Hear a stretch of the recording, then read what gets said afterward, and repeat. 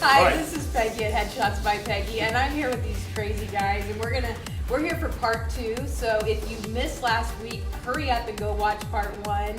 And we're gonna just jump in and Freddy's here. Freddy's here. How's it going, guys? He magically appeared. From the ether. Thank you, Peggy, for having me. It's a pleasure to be on with Kevin McCorkle and Frank Crim. Veteran working actors in town. I feel very blessed and lucky to be here.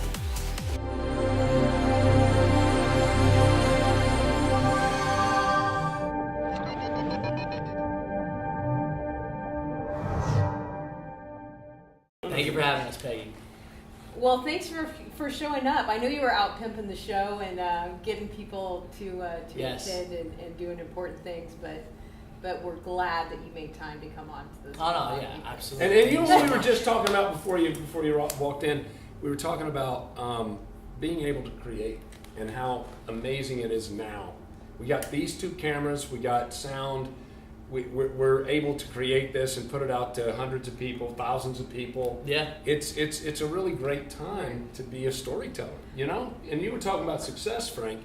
I think a successful actor is a storyteller. Mm-hmm. When you're able to do what you love, and nowadays it's so much easier, because like this, 20 years ago, we wouldn't have been able to do this. This would have cost thousands of dollars to pull this off. I joke I teach at USC, an on-camera class, and I joke with my students, and I say, if I were to do a self-tape, right, to promote myself to agents, that they can do on their cell phone in 20 minutes, I would have, in the early 80s, I would have had to have rented a Panavision package for $20,000 with a whole crew and lights, and then I'd have to take the film stock in to be edited. Right? Oh, it's like we live in such a great time. It's so, now you can do it all on your computer. You can do I set up my camera, I put people on tape for auditions, and I have lights, and I have a blue backdrop, and I think I spent maybe $300 on everything. And I made that back in like two weeks, easy. But it's you set it up, and then I just Google Drive it to him. I don't even edit. That's more money if you want me to edit. but it's like I send Google Drive. I send it off to him. I spoil you. Yeah, if she's editing, the money you're getting, editing is a pain in the ass because it's time consuming. I didn't know that was an option. Yeah. See? But if they want me to edit it, I charge extra. And speaking on creating, I feel like it's a great gift and a blessing. Us as artists, I feel like we're put here to create. And, being in this town, I just got out here like 2 years ago. There's so many people, so many actors or musicians, a lot of people. Some say it's oversaturated. But you can look at it as, no, there's a lot of people out here to create with. There's no reason why you can't just come out here, be in town, do something with your buddies, get people, like-minded individuals, surround yourself with like-minded individuals, and start creating content. There's so many platforms out there. They're hungry for content. So, there's no reason why you just can't get out there and just create some magic. A friend of mine came over because we just moved. I told you we just moved into this crazy big house. And a friend of mine's a filmmaker, and she was like, we're going to shoot a movie here. And so be careful. We didn't even live there for 3 weeks, and we're already shooting, scenes there. Yeah. And why great. not? Because it's, why not use, find people like-minded that want to create, that want to, be excited. Because when I moved to LA, everybody was like, oh, the competition. And I was like, there's 4 million people in LA, and half of them are actors. I just never. There is no competition. I never look at that. Together. The competition is in your mind. Exactly. It's mindset. It's this thing where just this cast alone, there's 11 of us. 13 of us? 11? But I always forget to count myself. There's 11. But the deal is like in the 3-4 weeks that we've been doing this, because we really have done this on a tight schedule. There's already 4 people in this cast that I've already agreed to work with, or create something with, or I want to work with this guy.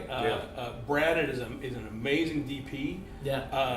Jamie is working on. She's opening on a play a week after we closed. Everybody's got something, but then there's all of these ideas that I've met. I have 11 new people, 10 more people.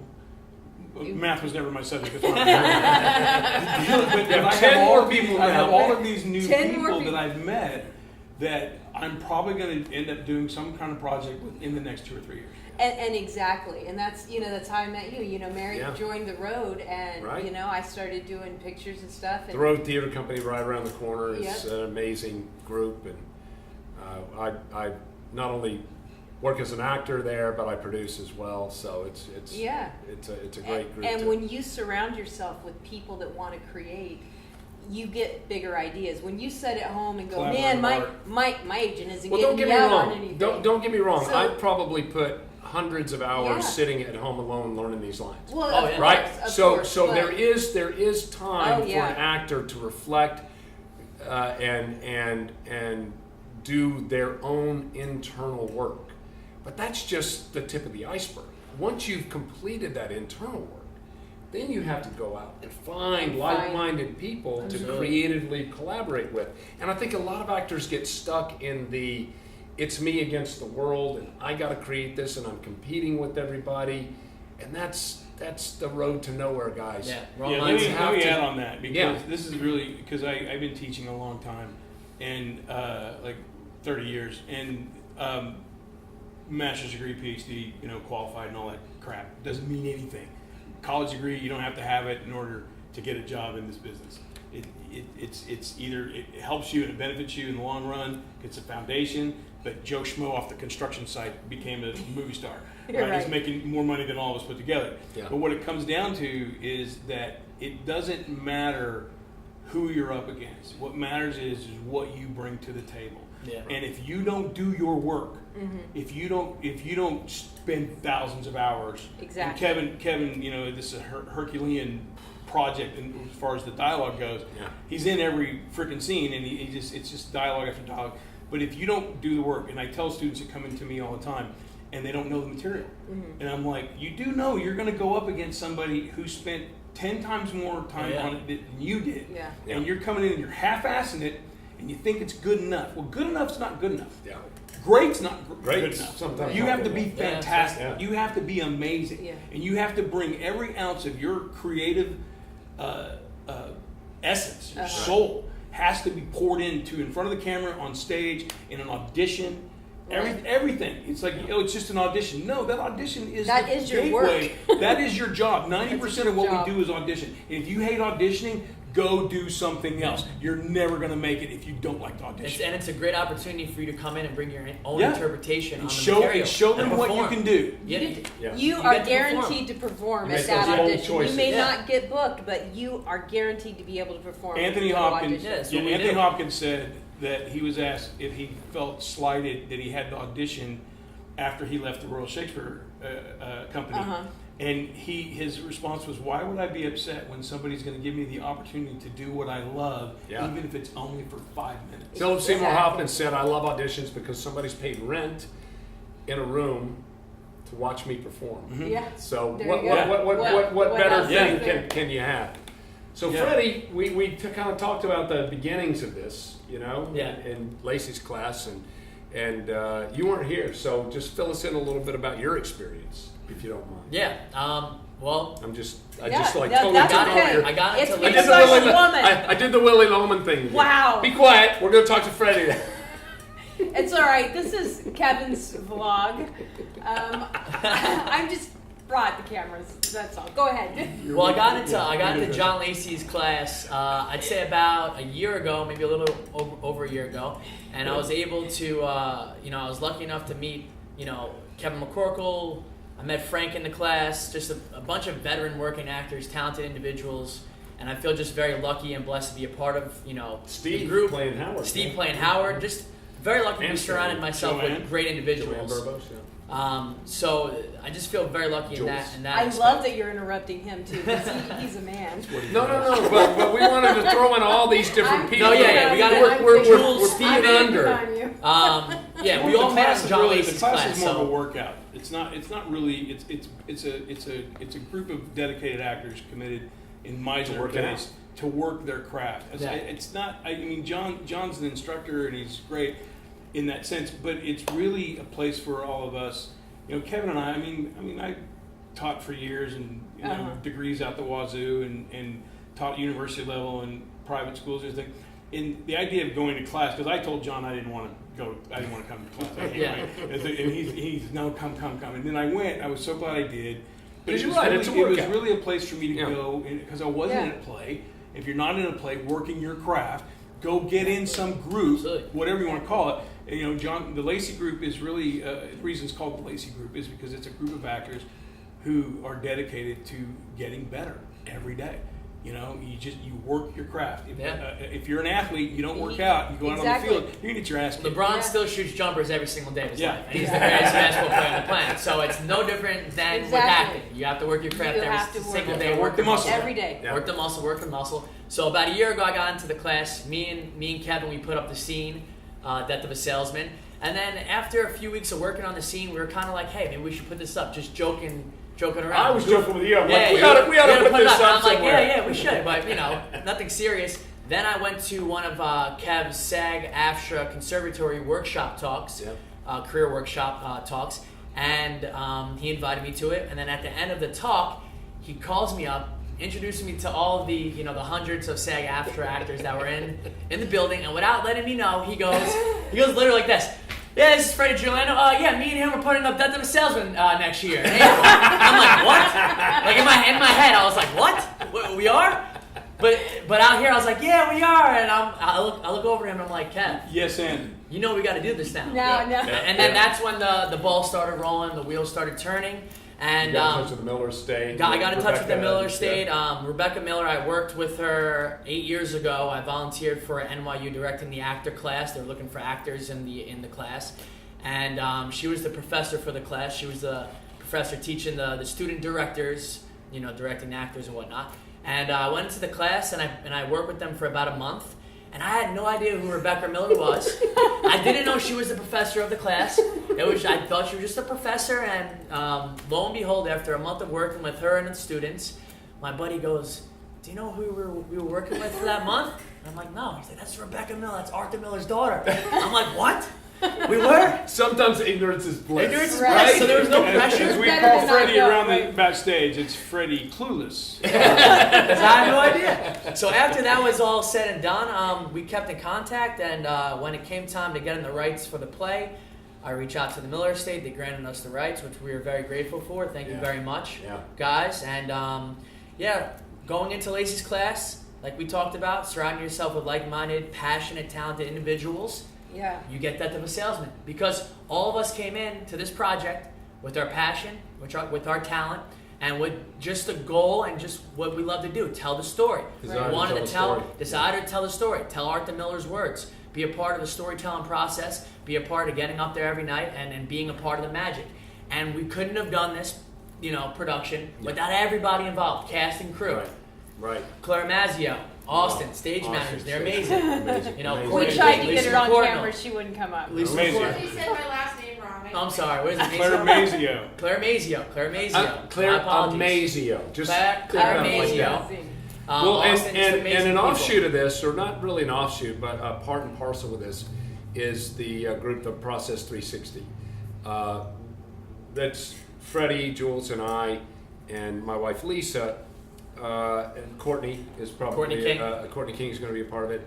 And basically, what we're doing is we're discovering the process of how to create something like this. Mm-hmm. I don't know that lightning we won't capture lightning in a bottle. It won't strike twice. There are going to be different forms of plays and short films and feature films and whatever that we put up. But we want to explore with the Process 360 the process, so that we can then share it with you guys, so that you can empower yourselves and go out and do exactly what we did. We had a very successful Indiegogo campaign. We had some other great contribitors. We've had great ticket sales. So, you know, we're going to do okay with this thing. And a lot of times shows like this, you just lose your shirt. It's just not. Well, you know? that's what I think. Actually lost some socks. But that's the thing that I think is so cool is that you guys are a bunch of guys, a bunch of people that Bunch are of gals. a bunch of humans that are excited, doing what you love, and you're like, you know what? We live in a day and age where anybody can do this. Let's show them how to do it. It's true. Yeah, for sure. It's And true. the fact that you took the time to like, hey, you know what? I don't know what I'm going to do with this, but let's document this. Let's put this process out, and let's see, you know, what happens with this, because, you know, we're all creators, and, you know, we can do stuff. Yeah. And when we get together, we can do so much. Sitting around waiting for somebody to give you a job in Los Angeles is a bad idea. Yeah. It never works. Yeah. So if you can go out and create your own work, somebody will find it. And that somebody could be somebody who could give you a job. Yeah. But sitting around waiting for somebody to knock on your door, I did that for the first 2 years I was here. I had an agent. It was okay. I'm here. What do they say? Nobody you have to cares. do 110% of the work because your agent gets 10%. Exactly. You have to do 100% of that work to get that, and work with them. You know, and I mean, I'm a firm it believer in is that. great to have a great team, but your agent, your manager, they're doing what they can. But Right. if you're just, you got to put that. I'm a Are big they believer. though? Are they really? You know, I have really amazing agents and managers that come on my vlog, and I know.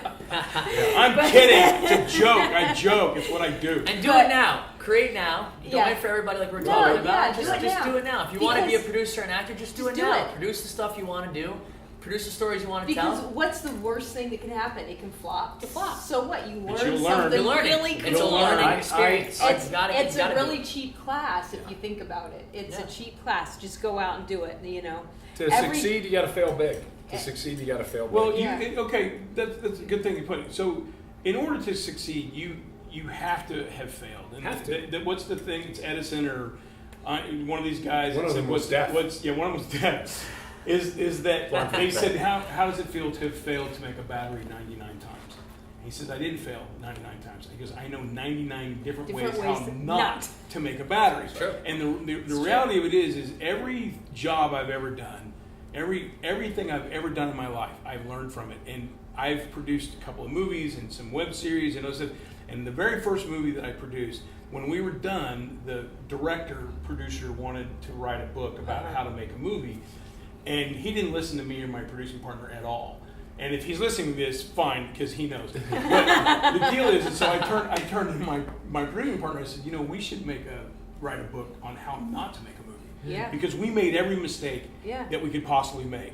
And when we made our second movie, we made a whole set of new mistakes, but we didn't make any of the same mistakes Exactly. we made the first time. There you go. So this art is a collaborative thing. You have to work with other people. That's the great thing about this cast is when we're on stage, everybody comes together. No matter what they bring in the back door from the day, traffic, a boyfriend girlfriend breakup, you know, the wife didn't do the laundry, whatever the deal is. That you leave that at the door. The husband didn't do the laundry. That's Husband why didn't do I was like, laundry. that would be weird. Yeah, Why I'm would sorry, a wife I'm old. do I'm old. laundry? I haven't gotten into this millennial thing yet. But it's the thing where you come out on stage, the artists come out here and they do the job. Yeah.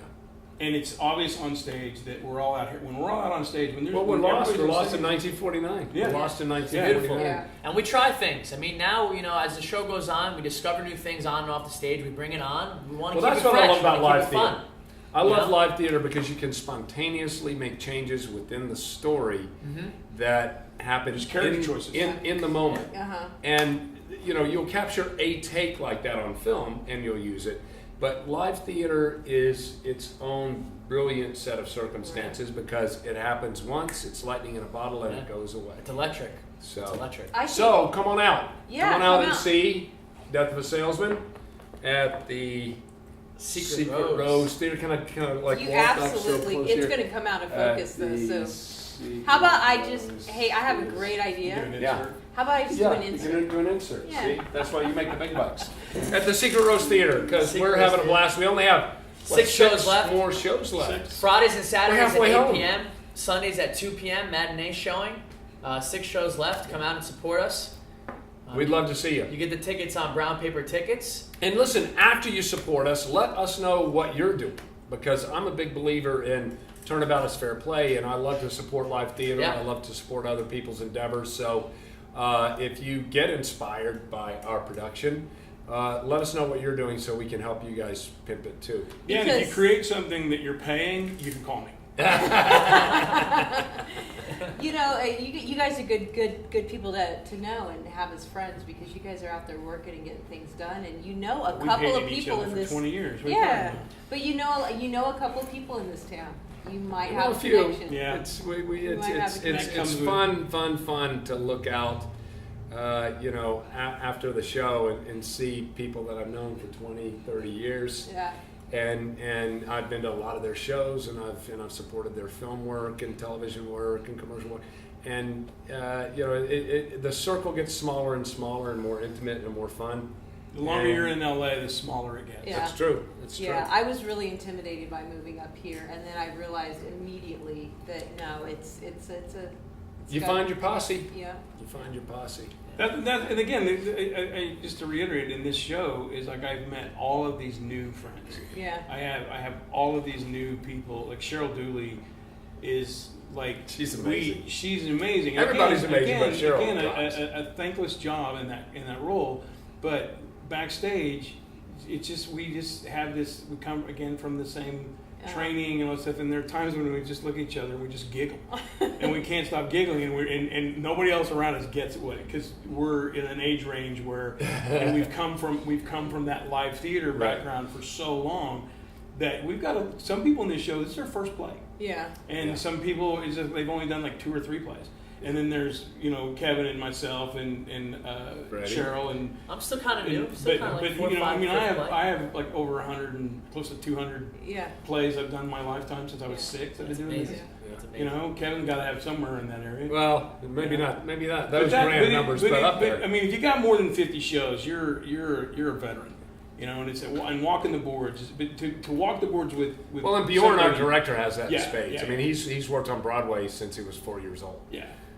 He's But to be on stage with he's got somebody so it's many their great first time stories. Yeah. in a So many great performance stories. and seeing them kill it Yeah. it's so it's just it's exciting. It's Yeah. exciting. And it's renewed my enthusiasm for live theater, doing this show Yeah. with these younger people Yeah. because now I'm the old guy. but it's that thing where you see it and it's like, wow, I'm envious of them to watch Brad do his thing, to watch Adam do his thing. Oh, yeah. Joanne's her first play, and to see the joy that they're getting from When it. they get that audience Yeah, response, man, it's like yeah. a drug. great. It's like a Yeah. drug. Yeah, it is. It really is. Yeah. Yeah. Well, Peggy, and thank you. And it's exciting. Thank you so much for this. We Oh, really thanks for- appreciate Thanks for you Did you coming want to out. end the show now? I Or was that him? No, No, whatever Kevin wants to No, do. He's the man. I'm ready to continue. I just don't No, want to belabor it. Too funny. I want to thank you guys. I know you guys enjoyed this, even though, we had to put Kevin on. Motor mouth. He's older, so we have to respect that. I got fewer brain cells. That's 4 years it, fewer that's brain it. cells. Anyway, thanks so much for watching. I do know that this encouraged you guys and gave you at least a chuckle, if nothing else. Yeah. Make sure you come out and see the show. I'm going to have all the links and everything below, so you can click on that. And most importantly, have an amazing week. I'll see you next week.